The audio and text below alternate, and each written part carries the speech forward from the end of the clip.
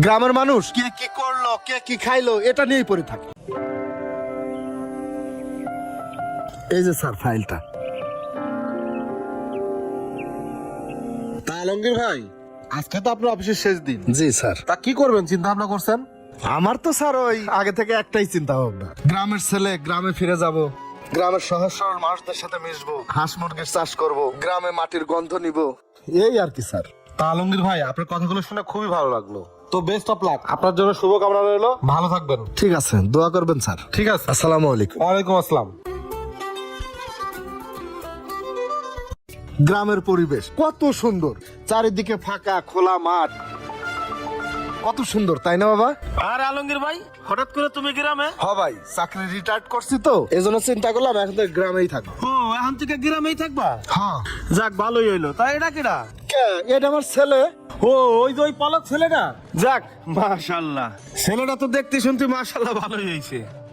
আমির ভাই, কোথায় যে কি কথা বলতে হয় সেটা এখন পর্যন্ত শেখো নাই। আলমগীর ভাই, সত্যি কথা কি, মুখ দিয়ে আমার বাইরে যায়, বুঝছেন? এই জন্য কয়, আপনি সেটা পর ভালো, পরে সেটা জঙ্গল ভালো। থামো তো, যাও তুমি তোমার কাছে যাও, পরে আসো। আচ্ছা, ঠিক আছে। চল বাবা। আব্বু, পালক ছেলে মানে আমি কি তোমার পালক ছেলে? আরে না রে বাবা, এই কথায় কান দিও না, ওটা তোমার চাচা হয়তো, তাই একটু দুষ্টামি করছে। তুমি এসব কথা কখনোই কান দিবা না, চলো। আচ্ছা চলো। আলমগীর ভাই, আলমগীর ভাই, বাসায় আছেন? কে? আইতাছি। কি ব্যাপার সাহেব, তুমি এত সকালে? ভাই এদিকে আসেন, কথা আছে। আমি ঢাকা যাওয়ার আগে তোমারে বলছি খাম্বা থেকে 2 ফিট দূরে তুমি ঘর তোলো। আয়সা দেখি তোমার বাড়ি পুরো কমপ্লিট। তাড়াতাড়ি ঘর ভেঙে 2 ফিট পিছাও। দেখ সাহেব, তোর বাপ বেঁচে থাকতে এই জায়গাটা আমি বহুবার তোর বাপের সাথে ভাবছি। তোর বাপের সাথে একটা সমাধান করে আমি আমার সীমানা নির্ধারণ করছি। তোর বাপ তো কোনোদিন এরকম কথা কয় নাই।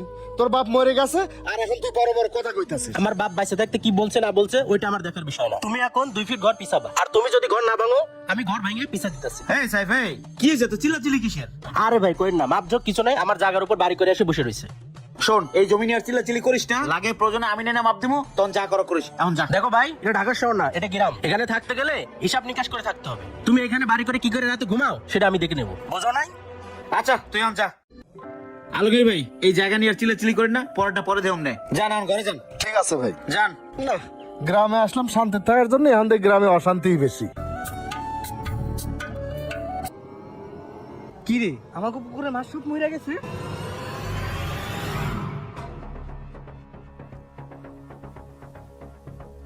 আব্বা আব্বা, আমাকে পুষ্করণীতে যে মাছ চাষ করছি না, ওটি জানি কারা সব বিষ দিয়ে মেরে লাইছে। কস কি? দেই চল তো, চলো।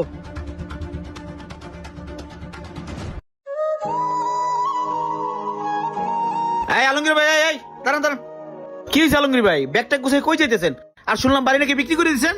হ্যাঁ ভাই, বাড়িটা বিক্রি করে দিলাম। তা কি এমন হলো যে বাড়ি বিক্রি করে দিলেন? ঢাকা শহরে সরকারি চাকরি করতাম আর ভাবতাম শেষ বয়সে গিয়ে গ্রামে একটা বাড়ি বানাবো, হাঁস মুরগি পালবো, মাছ চাষ করব, এভাবে আমার দিন চলে যাবে।